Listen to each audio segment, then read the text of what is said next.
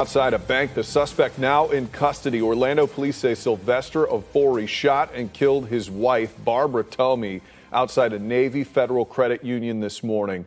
It happened outside. That, right there, were the final seconds of Barbara Tommey's life. Just 2 days earlier, the man who would kill her stood face to face with her brother and said exactly what he was going to do. Not in anger, not in the heat of an argument, but clearly and on purpose. His name was Sylvester Ofori, a pastor in Orlando, a man who called himself a prophet of God. Barbara Tommey was his wife. She was 27 years old, and she had been trying to leave him. Her brother heard the threat.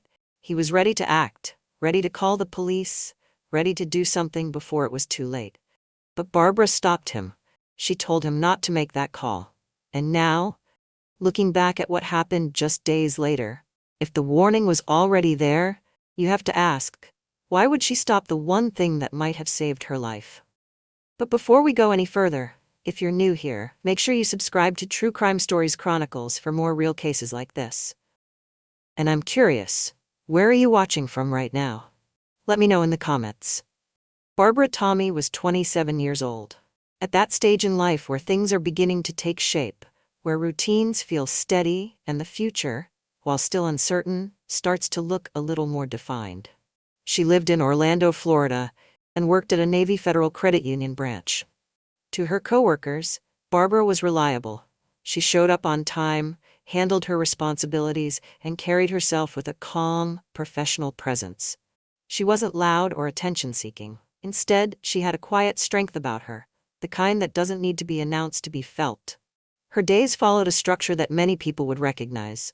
Wake up, get ready, head to work, interact with customers, return home, and repeat. It was a routine built on discipline and consistency. Outside of work, Barbara was more than just an employee behind a counter. She was a daughter, a sister, a loved one whose presence meant something to the people closest to her. Those who knew her described someone grounded, someone trying to build stability for herself, step by step. There's something important about that, because, in many cases like this, people expect chaos or obvious signs of danger. But Barbara's life didn't look chaotic from the outside. It looked structured. It looked normal. It looked like someone doing their best to move forward. She had goals. The kind you don't always talk about out loud but carry with you every day. Financial independence, personal peace, and a future that felt secure. Working at the credit union wasn't just a job. It was part of that path. A steady role, a stable income, something she could rely on as she continued building her life. And that's what makes what happened even harder to process. Because Barbara wasn't someone drifting through life without direction. She was someone actively trying to create something better for herself. Someone who had already taken steps toward independence, especially as her personal life began to shift. From the outside, everything looked normal. A steady job, a routine, a woman moving forward with her life. But what most people couldn't see, what wasn't visible during those everyday interactions, was the tension building behind the scenes. The kind of tension that doesn't always show itself in public, the kind that grows quietly, until one day it can't be ignored anymore. Sylvester Ofori was not just Barbara Tommey's husband, he was a man many people trusted. He was known as a pastor, a religious figure, someone who stood in front of others, spoke about faith, guidance, and moral direction. To those who followed him, he represented discipline, belief, and leadership. His role gave him a certain level of respect, even authority. And from the outside, their marriage may have looked grounded in shared values, shaped by religion and purpose. But relationships are rarely defined by what the public sees. The public image remained intact. He was still the pastor, still the man people listened to. But inside the marriage, the dynamic was becoming strained. Not in ways that would be obvious to outsiders, but in ways that Barbara would have felt more and more each day. Tension doesn't always arrive loudly. Sometimes it builds quietly, through arguments that linger longer than they should, through words that carry more weight than expected, through a growing imbalance in how one person holds power over the other. There were signs of emotional pressure, moments where disagreements didn't just end, they carried forward, where control wasn't always direct, but still present in how decisions were influenced, how boundaries were tested, how space between them began to feel less like distance and more like conflict. And then, gradually, the cracks became harder to ignore. By 2020, their marriage was no longer stable. They had separated and were living apart. That alone says a lot. Separation is often the result of issues that have been building for a long time. Issues that couldn't be resolved or no longer felt safe to stay within. For Barbara, this separation appeared to be a step toward independence. A decision to move forward, to create distance from a relationship that was no longer working. But for Sylvester, it may have meant something entirely different. There's a psychological shift that can happen when control is lost, especially in relationships where one person is used to holding influence. The transition from being a central part of someone's life to being removed from it can trigger anger, rejection, and a need to regain that control. And that's where the contrast becomes impossible to ignore. Publicly, Sylvester Ofori was a man of faith, someone people looked up to.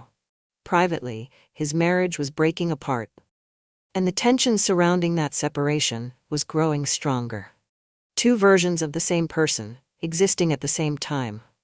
One that people respected, and another that Barbara was now trying to distance herself from.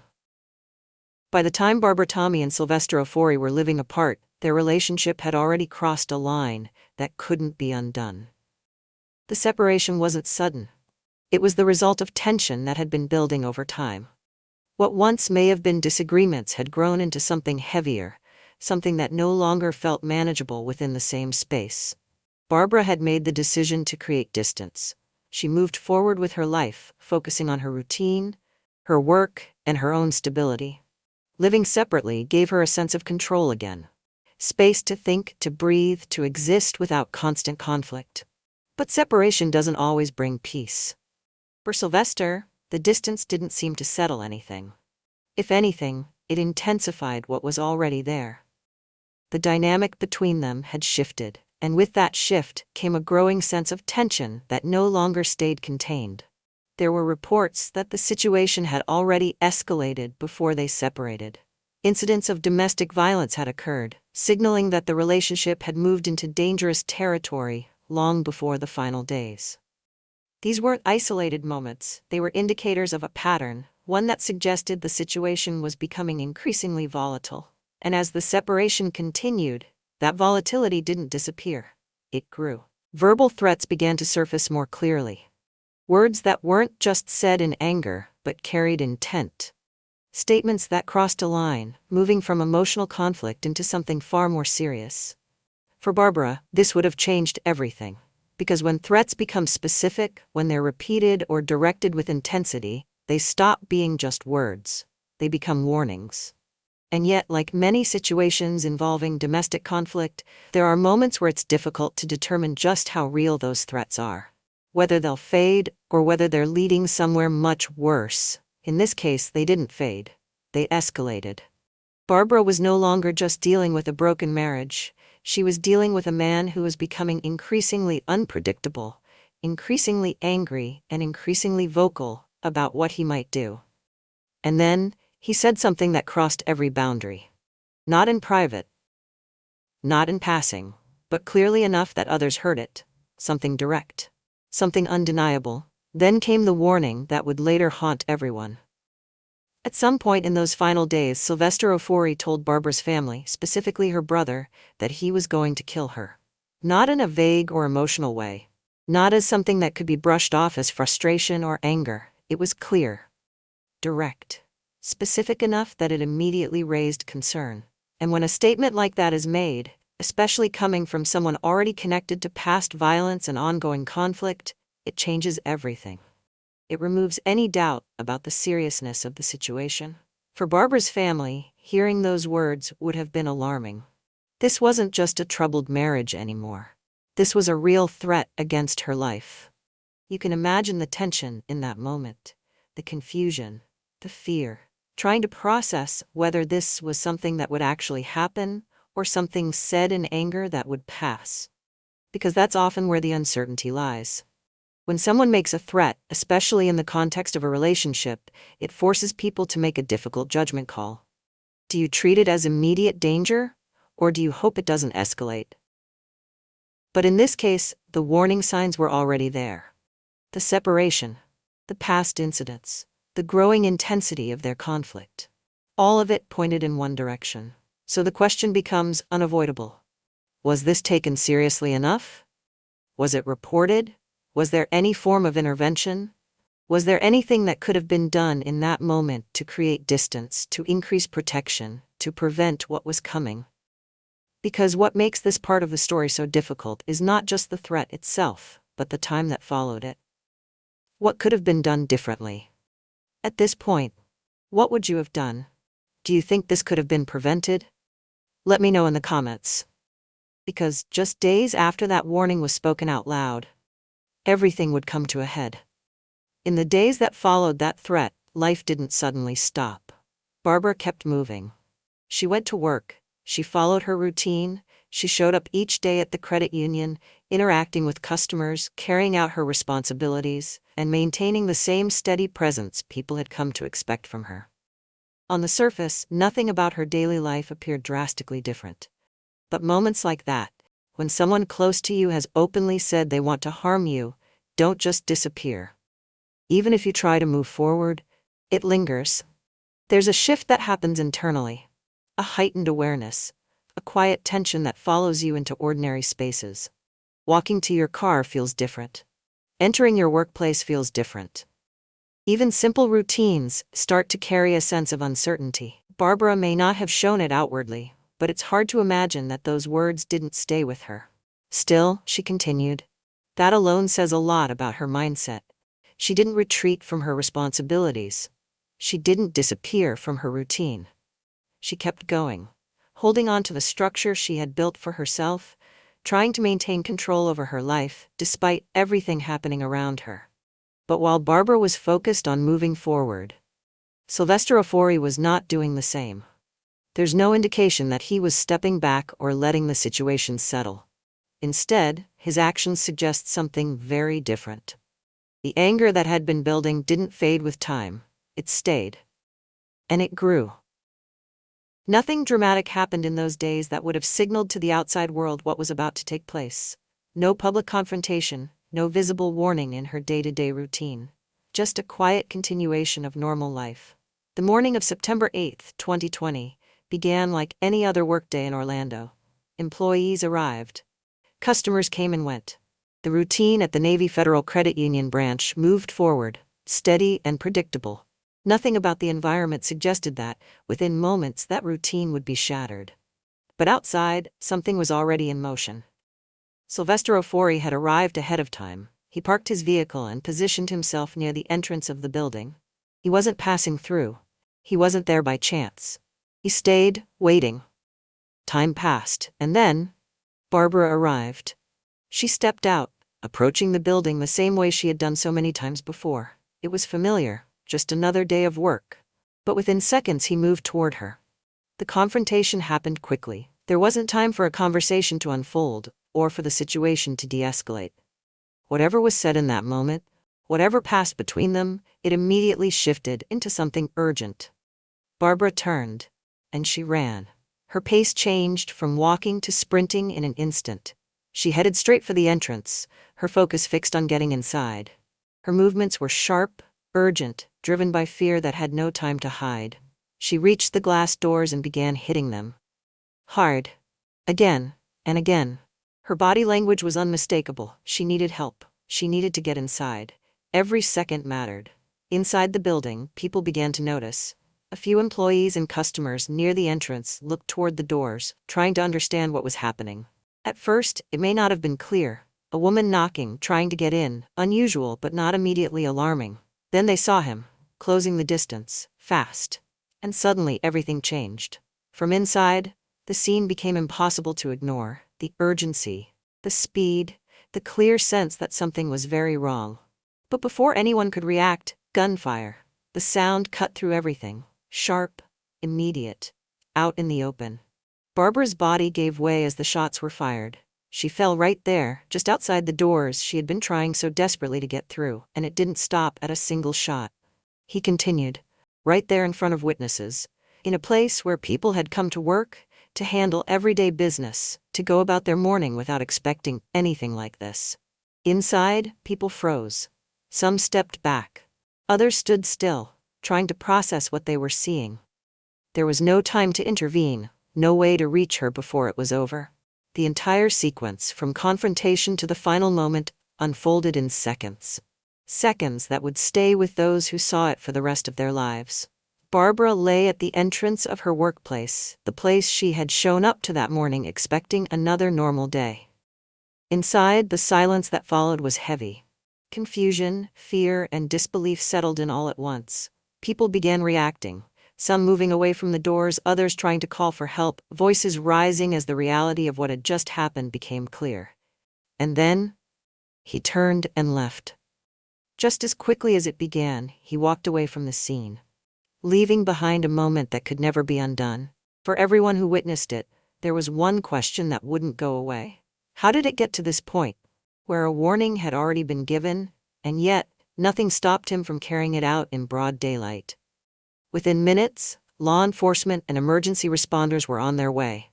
The area was quickly secured. Officers arrived, assessing the scene, gathering initial information from those inside the building. The focus shifted immediately, from shock to response, from confusion to action. Barbara was rushed for medical attention, but the severity of what had happened left little room for hope. At the same time, attention turned to the person responsible. Witness descriptions, along with what had been seen during those critical moments, helped identify Sylvester Ofori as the suspect. His connection to Barbara made the situation even more urgent. This wasn't an unknown individual. It was someone who had already been part of her life, someone whose name was already tied to the events leading up to that morning. A manhunt began. Authorities worked quickly, tracing his movements, narrowing down his location. The search didn't last long. Later that same day, Sylvester was located at his apartment and taken into custody without further incident. Just hours after the shooting, he was no longer on the run. But by then, the damage had already been done. News of what happened spread rapidly through the community. People struggled to process how something so violent could take place in such a public setting during what should have been an ordinary morning. For those who knew Barbara, the loss was immediate and deeply personal. For those who witnessed it, the images of that moment would not be easy to forget. It was over in seconds, but the impact would last forever. In the hours and days that followed, the case moved quickly from response to investigation. What happened outside the credit union had not gone unseen. There were multiple witnesses inside the building who had watched those final moments unfold. Their accounts helped establish a clear sequence of events: how Barbara arrived, how the confrontation began, and how quickly everything escalated. In addition to eyewitness testimony, visual recordings from the area captured key parts of the incident. Those recordings became a central piece of evidence, showing the timing, the movement, and the actions that led to Barbara's death. There was little ambiguity about what had taken place. Authorities also considered the history between Barbara and Sylvester. The separation, the prior reports of domestic violence, and most critically, the threat he had made just days earlier. All of it contributed to a picture that pointed not to a spontaneous act, but to something intentional. Based on the evidence, Sylvester Ofori was formally charged with first-degree murder. The case moved through the legal system over the next several years. During that time, prosecutors prepared to present a narrative supported by both testimony and recorded evidence, while the defense responded within the framework of the charges brought against him. When the trial began, the focus remained on the facts. Witnesses took the stand, recounting what they had seen and heard. The events of that morning were laid out in detail, step by step, allowing the court to examine exactly how everything unfolded. The prosecution emphasized the prior threat, the act itself, and the clear link between the two. For Barbara's family, this process was not just about legal procedure. It was about revisiting a moment that had already taken so much from them. And then, in July 2024, a verdict was reached. Sylvester Ofori was found guilty of first-degree murder with a firearm. The sentence was life in prison, no possibility of release, no reduction. A decision that ensured he would spend the rest of his life behind bars. For some, That outcome represents justice, a clear consequence for a clear act.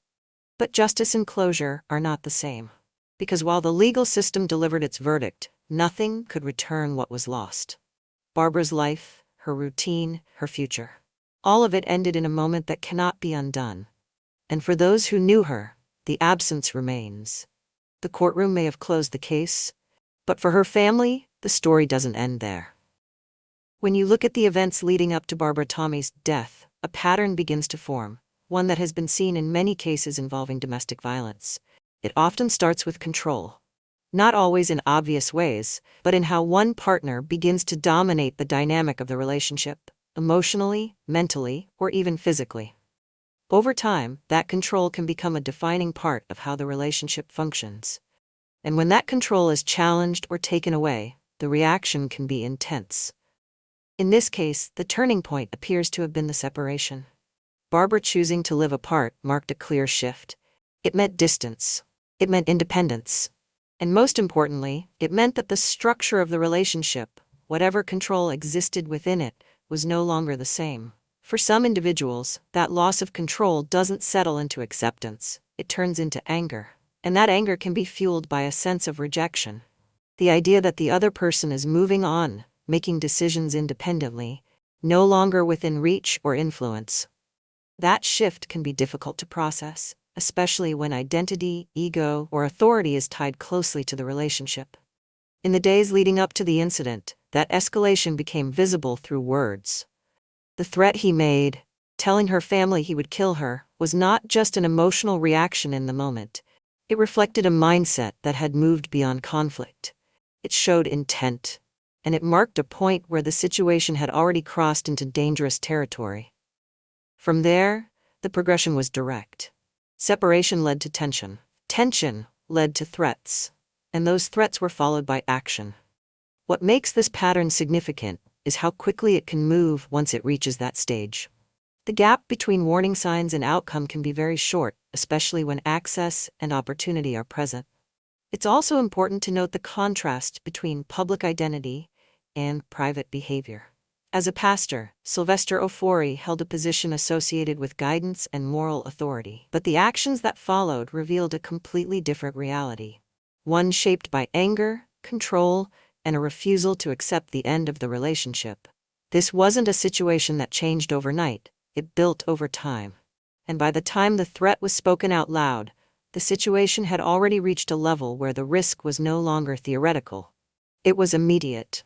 Barbara Tommey's story is difficult to hear, but it carries lessons that go far beyond one case. One of the most important is this: warning signs are often present long before the final act. In this situation, there were clear indicators: a strained relationship, prior incidents of violence, and ultimately, a direct threat. When someone openly says they intend to harm another person, it should never be dismissed as anger or frustration. Words like that carry weight. They signal a level of intent that requires immediate attention. Another critical point is the danger that can come with separation. Many people believe that leaving a troubled relationship brings safety, and in many ways it does create distance.